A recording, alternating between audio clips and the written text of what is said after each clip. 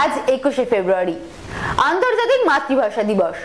বাংলাদেশ ও পশ্চিমবঙ্গ সহ সমগ্র বাংলাভাষী অঞ্চলে এই দিবস পালিত হয়।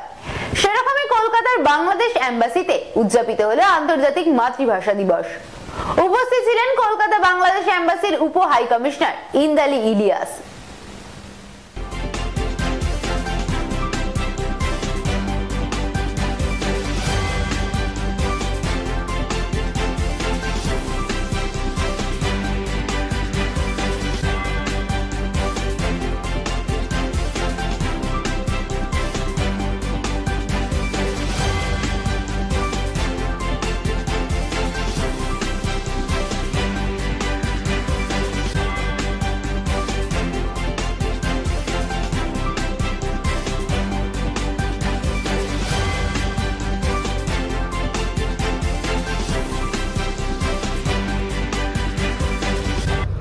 প্রথমে সবাইকে বাংলাদেশের ভাষা শহীদ দিবস এবং আন্তর্জাতিক মাতৃভাষা দিবসের শুভেচ্ছা জানাচ্ছি।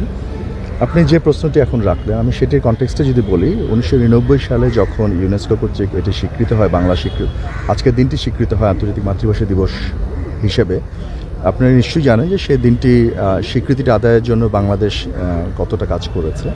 ইউনেস্কোতে আমাদের প্যারিসে আমাদের যে বাংলাদেশ দূতাবাস রয়েছে, তারা সর্বান্ত চেষ্টার ফলে এটি সম্ভব হয়েছিল, বাংলাদেশ সরকারের সর্বান্ত চেষ্টার ফলে। আপনার যে প্রশ্নটি যে এতে কতটা এগিয়েছে এর ফলে, আমি বলবো যে অন্তত বাংলাদেশে এটি ব্যাপকভাবে এটি এগোতে পেরেছে। বর্তমান সরকার বাংলাদেশে যেটি রয়েছে, তারা অসম্ভব বাংলা ভাষাকে এবং সব ধরনের ভাষাকে রক্ষার জন্য এবং এগিয়ে নেওয়ার জন্য যা যা করা তাকে সবই করছেন। বাংলাদেশে আমরা একটা আন্তর্জাতিক মাতৃভাষা ইনস্টিটিউট প্রতিষ্ঠা করেছি, আমরা যেটাকে সংক্ষেপে ইমলি বলে থাকি, ইন্টারন্যাশনাল মাদার ল্যাঙ্গুয়েজ ইনস্টিটিউট। সেটি বাংলাদেশের অত্যন্ত ব্যস্ত এবং অ্যাক্টিভ একটা প্রতিষ্ঠান।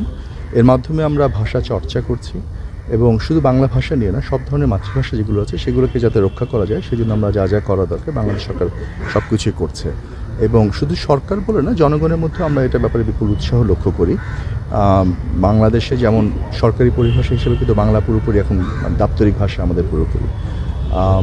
নিম্ন আদালতের ভাষা অবশ্যই বাংলা পুরোপুরি, এবং উচ্চ আদালতেও বাংলা ভাষা নিয়ে যথেষ্ট কাজ হচ্ছে।